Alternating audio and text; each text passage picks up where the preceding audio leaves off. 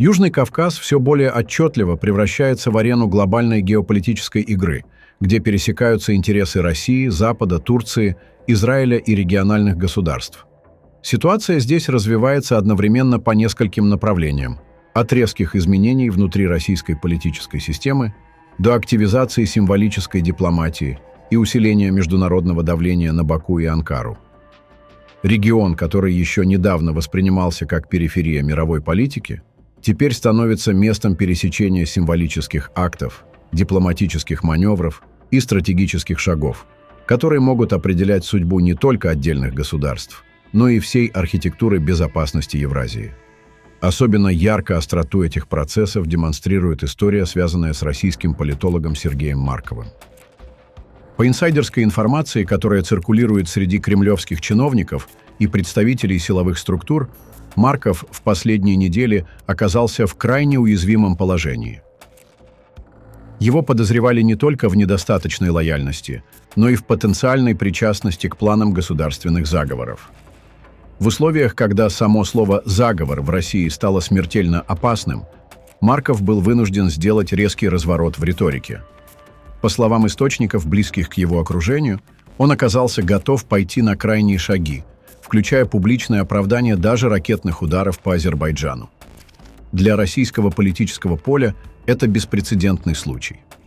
Ранее подобные заявления звучали лишь из уст военных блогеров или маргинальных экспертов, но никак не от политолога, долгое время считавшегося системным и умеренным. Случай с Марковым символичен не только для него лично, но и для всей российской элиты. В Кремле сегодня царит атмосфера тотального страха, когда даже самые известные и опытные комментаторы предпочитают приносить в жертву репутацию и здравый смысл ради минимального шанса сохранить статус своего. В приватных разговорах некоторые чиновники признают, что любая неосторожная фраза может стоить свободы, а значит, публичное пространство превращается в поле демонстративной лояльности, где каждый старается превзойти другого в агрессивности и риторике. В этом смысле история с Марковым – это не случайность, а предвестник новой эпохи в российской политике, где страх и самосохранение становятся главными мотиваторами. Параллельно на Южном Кавказе усиливается роль внешних игроков. Визит британской делегации в Ереван во главе с депутатом Стивеном Даути стал важным сигналом. Лондон рассматривает Армению как потенциального нового партнера, способного играть ключевую роль в балансе сил региона. В рамках поездки британские парламентарии не ограничились лишь символическим жестом – возложением цветов в мемориальном комплексе Цицерна-Каберт. Они также провели переговоры с представителями армянского парламента, обсудили вопросы энергетической безопасности, торговли и перспективы участия Армении в программах реформ, поддерживаемых Европейским Союзом и Великобританией. Визит в Цицерна-Каберт имеет особое значение. В международной дипломатии подобные шаги воспринимаются как сильный символический акт, который не только поддерживает армянскую историческую память, но и транслирует конкретный политический сигнал Анкаре и Баку. Запад готов опираться на ценностные аспекты политики, когда речь идет о Южном Кавказе.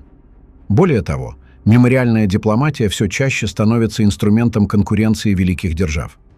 Если для Анкары Цицерна-Каберт остается болезненной темой, то для Запада это возможность продемонстрировать Армении, что ее историческая память и национальная боль не забыты, а значит, у Еревана появляется новый символический капитал в переговорах с соседями.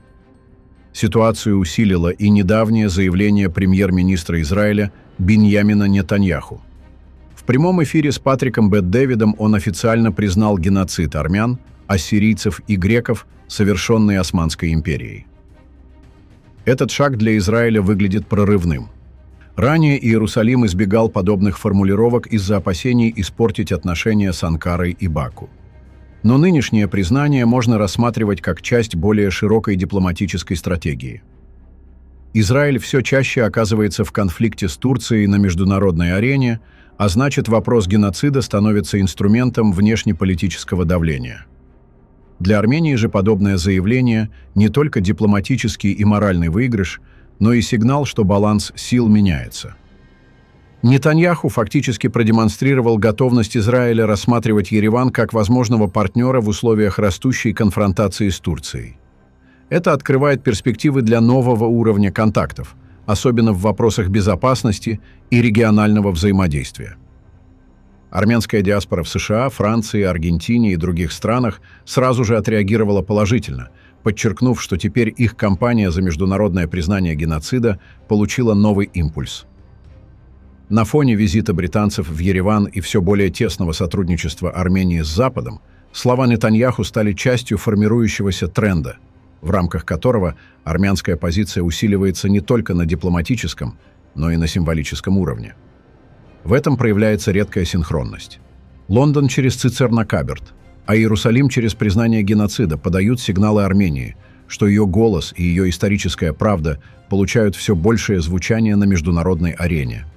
Однако именно эта комбинация, растущее внимание Запада к Армении и символические шаги, такие как признание геноцида, делает ситуацию в регионе еще более напряженной. Анкара и Баку воспринимают происходящее как вызов собственным позициям. Турция, традиционно претендующая на роль старшего партнера Азербайджана, болезненно реагирует на любые шаги, связанные с исторической памятью. А Азербайджан, в свою очередь, видит в росте внимания Запада к Армении угрозу собственным планам по укреплению позиций в регионе, в частности по вопросу Зангезурского коридора. Возвращаясь к инсайдерской информации о Маркове, важно подчеркнуть, его история – это отражение кризиса российской позиции на Южном Кавказе. Чем сильнее Москва теряет влияние, тем отчаяннее становятся ее представители. По данным источников, близких к российским силовым кругам, Марков не только опасался статуса иноагента, но и всерьез рассматривал возможность обвинений в подготовке государственного переворота. Именно это подтолкнуло его к столь радикальной смене риторики. В элитных кругах подобное поведение не воспринимается как личный каприз. Напротив, оно становится сигналом того, что правила игры в российской политике изменились, и теперь каждый вынужден демонстрировать максимальную агрессивность, чтобы доказать свою лояльность Кремлю. В результате складывается парадоксальная ситуация. Внутри России политическая элита погружена в атмосферу подозрительности и страха, а на внешнем контуре Москва постепенно теряет контроль над Кавказом. Это пространство все активнее заполняется Западом – Британией, США, Израилем и ЕС, которые используют как экономические механизмы, так и символическую дипломатию. Для Еревана это открывает новые возможности, для Баку и Анкары – новые вызовы, а для Москвы – новые риски. Южный Кавказ вновь оказался на линии геополитического разлома.